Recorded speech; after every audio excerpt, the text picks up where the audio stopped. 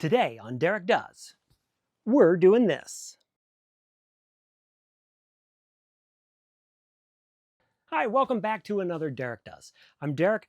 If you're new here, check out my other cool videos. You're going to find something that you're interested in, and maybe something you didn't even know you're interested in.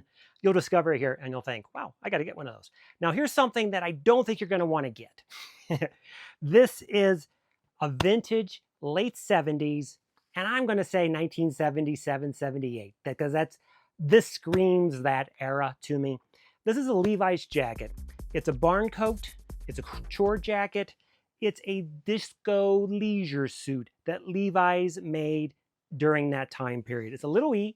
It's not a big E, but it's this jacket. And I'll show you this jacket, and you'll be amazed that Levi made this jacket. And you'll also be amazed that you've never seen this jacket before. And I think there's a reason why you've never seen this jacket is because Levi probably kept it under the rug after, in the 90s. I thought, whoa, let's just get rid of that completely, remove all existence of this jacket. Now they're out there, you can find them.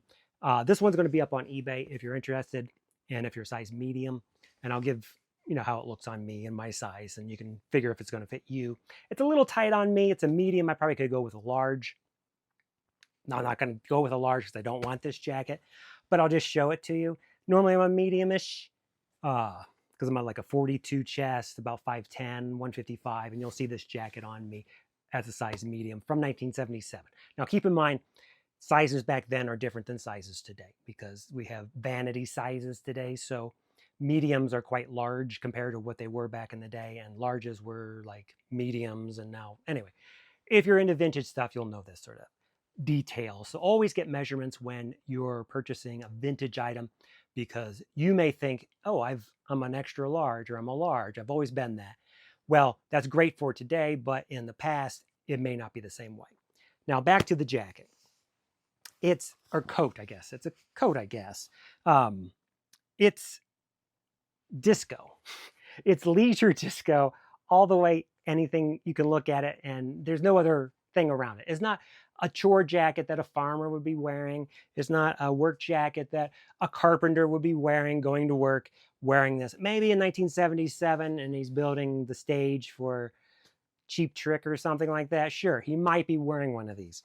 But it's got all the features of a Levi's. It's a really nice, kind of a thick cone denim. It's made by Levi's. It's got the Levi hardware on it. It's sewn in the USA by Levi people. So it's got all those features. It's got,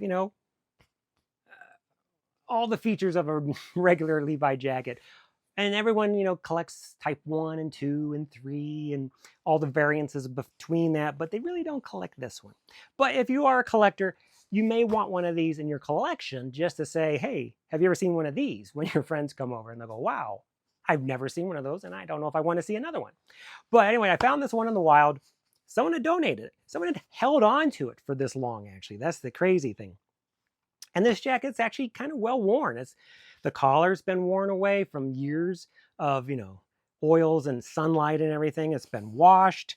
I think it's been washed. It's really faded. Not like crazy faded, but it definitely doesn't look dead stock. It's not like they just bought it from the JCPenney or Montgomery Wards of the day and put it on a closet. They actually wore this jacket. So somebody loved this jacket, and I applaud them, because maybe in 1977, this was the cool jacket. It's brand new, it's Levi's, you're looking cool, hip, all that stuff. But today, not so much. So I'll put the jacket on. You can take a look at it, and you can tell me in the comments if you know anything about this jacket, because I've been looking all over for information on this jacket, and I can find ones for sale, but I can't really find any information on the jacket. So if you know anything, put it in the comments below. I would appreciate it, and I'm sure anybody watching who may want to scroll through the comments can also look at those information and appreciate that too. So without further ado, I'll put it on. You'll see how it looks, and you can tell me, maybe that's for me. But for me, it's not for me. So I'll put it on, and then we'll put it on the hanger, and we'll do some close-ups of the features of it. It's got some quirks, and I'll show you those. But let's take a look at it. Well, here it is. Again, it kind of fits me in a way. I mean, obviously in the 70s, clothes were much tighter than they are today. So it does fit me, fits me in the sleeves. It is a size medium. As I said, I'm 5'10", about 155. and about a 42 chest in that range. Usually we're between a medium and a large, depending on the manufacturer. But here it is. You can see it comes down, you know, as a chore coat would. You have two pockets. You have two false pockets up here. These are just flaps.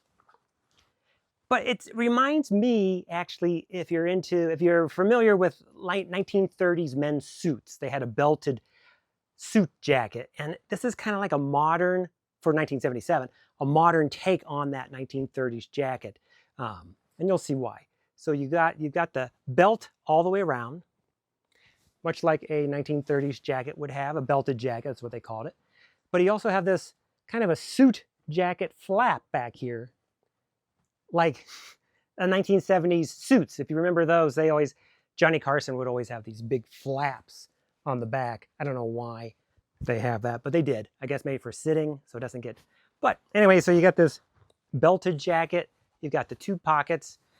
I mean, it's not terrible looking, but it's definitely not attractive. I'll give you that. But maybe for you it is. I don't know. I don't want to say it isn't. I mean, it does fit me. You know, I've got room in the shoulders, kind of.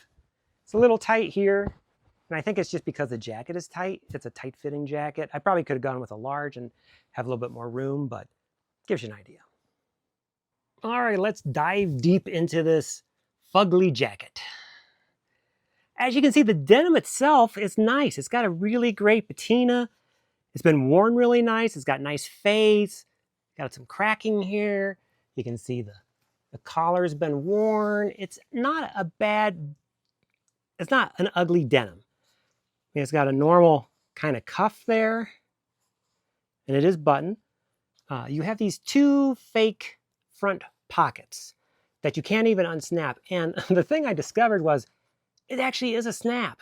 It's not even riveted or anything. It's just the front end, the top of a snap. So you could actually snap something into that. But the Levi's put that on there. Now the bottom, you do have two kind of big pockets that come in.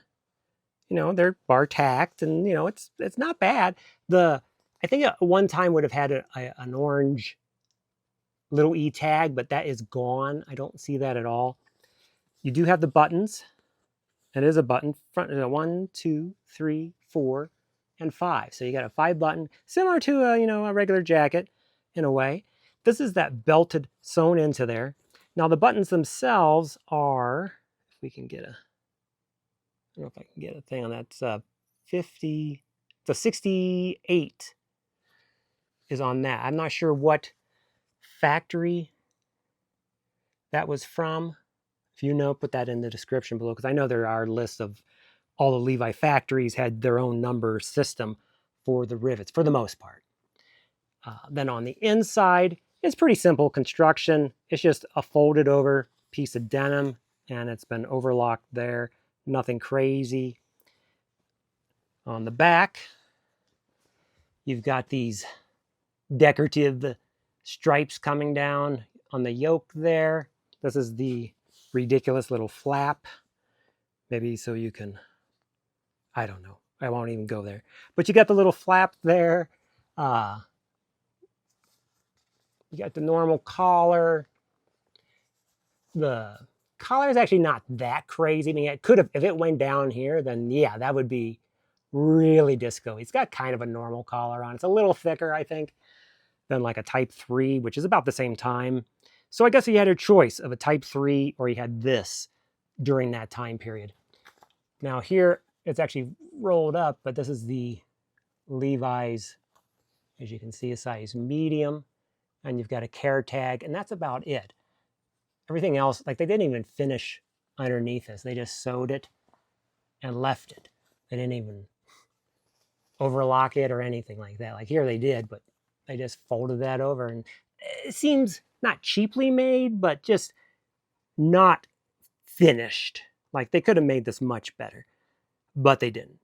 I don't know if LVC is actually remaking these. I doubt even if they did, anyone would buy them, but who knows?